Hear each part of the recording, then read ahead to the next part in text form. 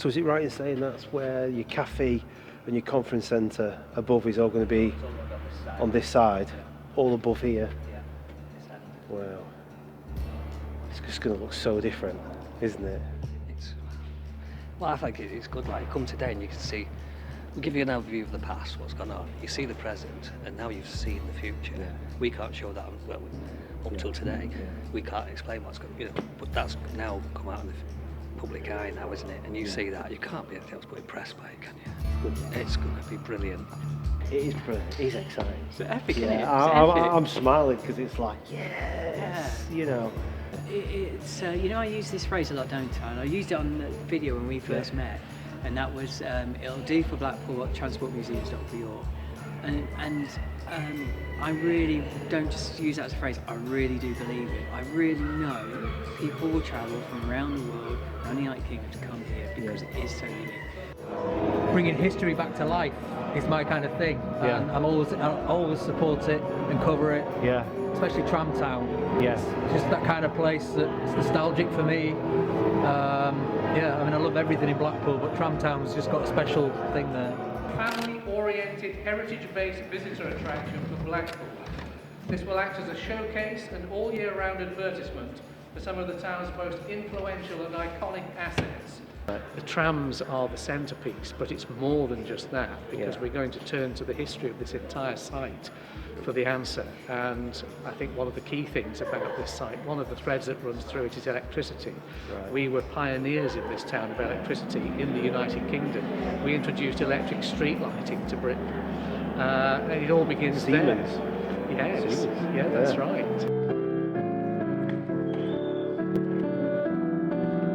The train, look at the train. Anyway, as you know, as much as I'm still interested in railways, and especially Blackpool, the trams, gone on a bit of a tangent with some of the exploration things, maybe they've gone a little bit spooky as well, but it's important that I still bang the drum for Blackpool and the trams here in my hometown.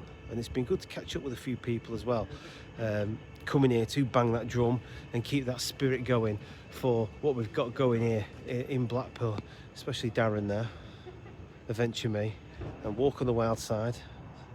I spoke to them, but I've never actually met them in person, so it was nice to meet up with them as well. It's good that they've come here to sing the praises of the trams. I'm stood here actually, and they've brought a tram in just there, so I was just waiting to film it coming in. But I think in the meantime we'll have a little bit of a wander around, have an explore of the tram shed, because all this behind me here is going to get absolutely knocked down and redeveloped as part of the phases for the upgrades that are going to happen for these beauties in here, which Brian has wonderfully explained a little bit more. Well, we're here today to celebrate the start of the first part of our journey into the future, because our board have supported the loan of £800,000, and that will enable us to move our workshop space from the present crumbling buildings that we've occupied for the last 100 years. The key to this is being able to maintain the tram operation, because we were in danger of losing it as part of this redevelopment, because we're reinventing Rigby Road Depot for the 22nd century. You could argue it's going to go on beyond this one, long into the distance. We've got to go electric bus, and in order to do that, the space that our workshops currently occupy will be used for charging facilities for the new vehicles. Right. So all those buildings have got to come down, and that will happen just over a year's time. Yeah. The other phases are just basically sort of restoration and cosmetic improvement of the building itself. It was built in 1935. It's had very little investment for over 40 years, which has meant that it's in a very poor state of repair by now. But it just goes to prove how well constructed it was, that it's only now starting to show signs of wear and tear. Right. And that tells you just how good it is as a building. Yeah. It is a kind of an explore here at the tram depot at Blackpool. It's so good just to get around, have a look at places. Going on the train. Oh, it's warm.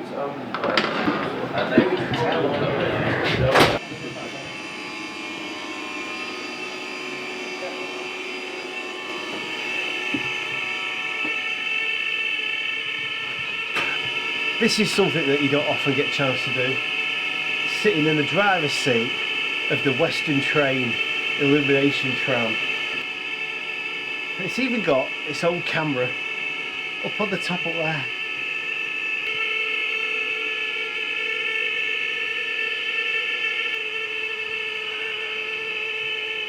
Smoke machine. We've got a smoke machine. And now walking through the boiler to go into the tender where the seats are. That's quite exciting. So it's a bit disjointed, this video, because there's so much to do and see, and I want to try and absorb it all for you as much as possible. But just walked in straight into the depot. First thing I see, the Fisherman's Friend tram, beautifully lit up with all this LEDs, which was actually striping across and changing patterns before. We've got some little buildings over here behind me which are being used mainly for storage, but like we said, it's all being transformed and upgraded as a heritage centre looking after these trams here for Blackpool. I'm now walking into this area where some of the maintenance happens for the heritage trams, like a little bit of a workshop. So I'll have a wander around and a little show and tell and point to see the behind the scenes, as it were, of this tram depot. I'm smiling because I'm excited. I really am excited. We've got pantographs galore in this little workshop area here. Is that a polishing machine, grinding machine? I like this because there's so many old pieces and artifacts that are lying around that's part of the past. I mean, these cabinets themselves, I wonder how long they've been here. You just look at the handles and everything else. A K-Dodd. It's not Ken Dodd, is it? And what was nice was when we spoke, I knew this was playing itself out behind the scenes, and you think, oh great, and you go, oh, I really want to, and I'm hopeless at, at Christmas, when you give Christmas presents, I'm hopeless at keeping secrets if I'm excited. Yeah. So this was like a gigantic Christmas present. I was just talking to a lady from Granada Reports, and she said, I never knew there were so many different types of Blackpool trams here. And I was like, no, how mad is this? This place is bonkers, isn't it, really? Yeah. And because at each point of different needs in Blackpool's history, they had to design a new tram to deal with the demand, and it had to look like that's true. So we've ended up with this absolute sort of conglomeration of craziness in transport vehicles. But they're also gateways to our memories, so they go into this nice warm part of our brain, and that's why it's so special. So you see how there's all the layers of paint that are going on here over the years? Right. And then we've just peeled this back. Look how it's sound underneath the wood. Oh God, yeah. But yeah, look. And that's the thing, you see, because that's all been preserved. All got these panels on, but it's the frame it runs on, which is steel, made of steel. But when, like I say, running on sea frontier, and you've got the sea, wind, rain, and everything seawater, it just rots the frames. That's what goes.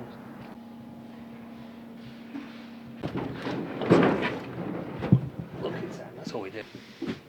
The smells. See that? Yeah. All like that was original on that side. Right. So then what we did was, because when we did the family tour, the kids go in the cab and take photographs, because we were limited to space down there. We couldn't get to the pictures, for the family outside to picture the kids that sat in the cab. Yeah. So we turned it round. So then moved all this back to here, cleaned all this side up, so there's more space on that side, so you can sit in that cab now. That's a lot of good work, that. So it's all clean and tidy, that. Them seats are immaculate. Yeah, fantastic. Are they a particular period? It'll be back to the, I don't know if they're actually the original. No. But probably not far off it. There's a different style, because there's another tram that's been refurbished over there. They've got a different style seat. Right. I can show you. Yeah. And they've all been reupholstered, ready to go in the tram. You in focus. Get in focus, lad. You're not a stranger to Blackpool. I'm not. You've been here a few times and you've done some really good videos and you've done really well for yourself. What attracts you though the most about this? Probably the nostalgia. Yeah. I would say for me, one of the couple of things I remember as a kid of Blackpool, apart from the obvious tower and the presbytery, is the trams and the illuminations. Yeah. And the trams with the illuminations on were the iconic thing that I used to want to see going up and down the prom. Yeah. So to see it now in the flesh, it's still here, still Yeah. running, and them trying to keep it running for many more years, it's just nice to see. It's like keeping that nostalgia going, rather than it just disappearing and being just memories. I suppose it doesn't matter where you are in the country, if you've been to Blackpool and you've picked up a golden memory, a favourite memory of the place, you're going to carry that away within your heart, and you'll always have affection for Just for us townies, as you would call townies. Yeah. I mean, you know, you guys living here, you're probably used to it, but when you visit, it's still unique, it's still new. She tells them stories where people see people sat on the top of the deck of the trams with all the gear on. This is interesting. Yeah, it's This is very much obviously talking about the future of the tram depot and showing how it is now and explore. But Bob was just telling me that there's a few ghost stories about this place. Have you seen people? Or people have seen people, what they think people sat on the top deck of the tram, and when they come back, they're not there. That's brilliant. Yeah, it's, you know, what's it called, like regalia and all the Victorian, you know what, Yeah. all the gear. But yeah, and there's people who've had experiences in here, in the building over there. Right. And true, people who've actually, not stories, are saying that they've actually experienced it. So there is something round here. Maybe something for the future, perhaps. Yeah, there is something here. Definitely. So even the Victorians like to come back and support the heritage trams. Yeah, exactly, yeah. Bit of nostalgia. That's ace. That's good. Yeah, but it is, yeah, it's stories, yeah. Yeah. It's on here tells you about the wash and change over there, and if you're doing a wash and change, you feel somebody tugging your jacket and turn around, it's over there. But they definitely feel somebody tugging the jacket. That's normally the kids at home that want to do that. Yeah, exactly, When's tea ready, Dad? Yeah, exactly, yeah.